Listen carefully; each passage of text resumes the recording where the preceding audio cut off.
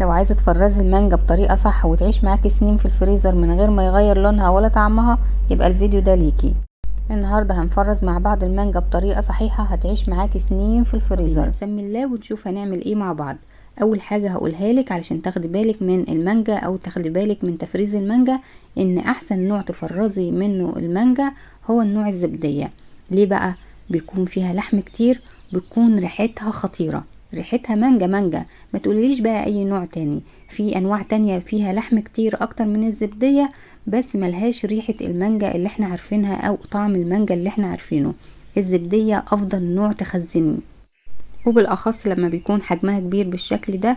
ويفضل طبعا تجيبيها تكون ناشفة كده من عند البياع علشان تكون سليمة، ما هيش فيها اي حاجة من جوه او مضروبة من جوه، علشان تعرفي تعملي الطريقة بتاعتنا النهاردة في التخزين. تجيبيها خضرة وتسيبيها عندك يومين كده بره التلاجة على المطبخ كده، تفرديهم على صينية كده او على طبق لحد ما تطرى وتلين معاكي بالشكل ده. تطرى بس مش تبقى لينة خالص او كلها مية كده من جوه، لا تستوي كده معاكي. هنيجي بقى نشوف الطريقة بتاعتنا. بغسل المانجا بتاعتي كويس جدا الاول من اي رمل كده موجود عليها من بره، علشان طبعا الرمل ما يتنقلش للمانجايه من جوه. بعد كده بجيب معايا سكينة تكون حامية، اهم حاجة تكون حامية كويس جدا علشان تسهل عليكي التقشير بالشكل ده. بتقشري المانجايه كده زي البطاطسايه بالظبط.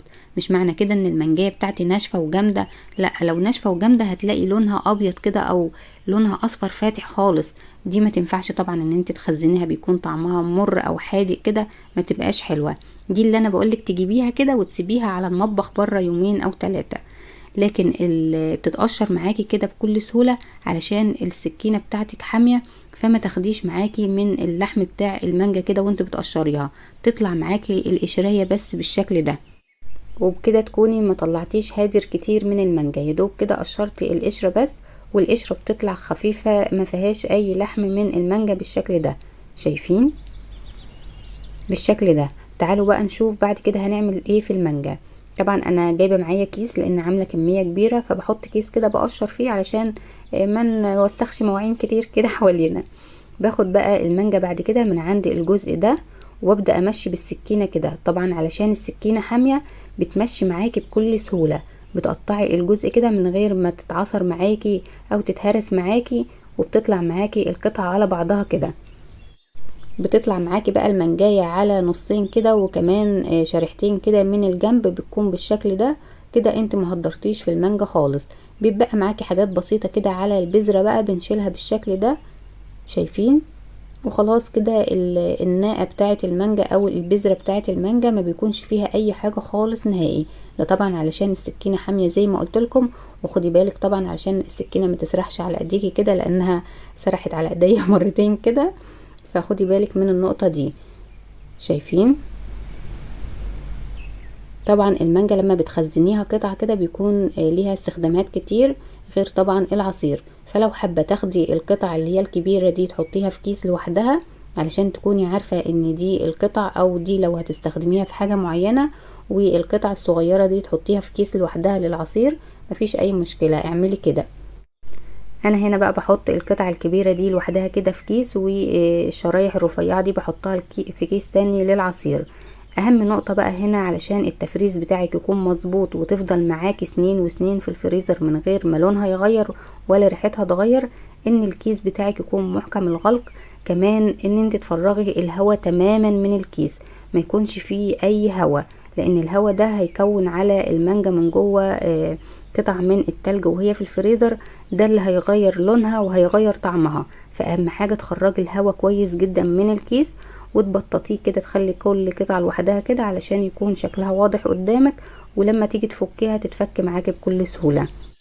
شايفين بقى الشريحة او القطعة على بعضها عاملة ازاي؟ هي طرية جدا، يعني انا لو اتكيت عليها هتتهرس في ايدي، لكن علشان السكينة حامية فطلعتها لي شريحة على بعضها بالشكل ده. تعالى اوريكم بقى القشر اللي في الكيس. كل القشر القشرية الخضرة بس، وكمان البذرة معلهاش اي قطع من المانجا، يعني احنا مهدرناش معانا. هي الجزء اللي بيكون فوق ده بيكون جامد كده وبيكون طعمه مش حلو، فمش باخده معايا. شايفين القشر عامل ازاي؟ انا هحط بقى المانجا بتاعتي على الارض وافرش كده الفرشة بتاعتي واقعد بقى عشان اخلص الكمية كلها.